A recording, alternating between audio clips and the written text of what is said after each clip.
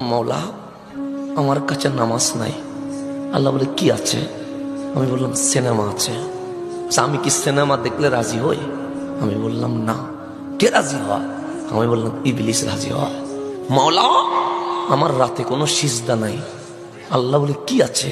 ওই খেলাটা আছে। আল্লাহ বলে খেলা দেখলে কি আমি রাজি হই? আমি বললাম না।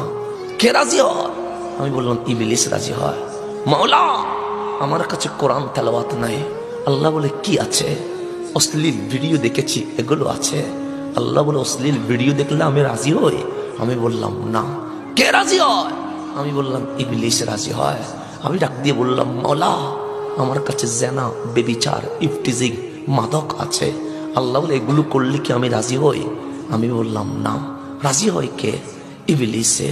এখন আপনি বললেন মৌলা আমার কাছে সিনেমা, নাটক, খেলা, অশ্লীল ভিডিও, মাদক, ইফটিজিং এগুলো আছে, কে কিনবে? আল্লাহ বলে এগুলো আমি কিনি না, কারণ যেগুলো আমি পছন্দ করি না এগুলো তো নেই না। মাওলা তাহলে কিনবে কে? যে ইবলিস খুশি হয়েছে সে তো কিনবে। আমি বললাম সে যদি কিনে আমারে কি দিতে পারে? আল্লাহ বলে সে তো টাকা দিতে পারবে না, ডলার দিতে পারবে না, স্বর্ণ দিতে পারবে না, আল্লাহ জান্নাত দিতে পারবে তাও দিতে পারবে না। সে কি দিতে পারে?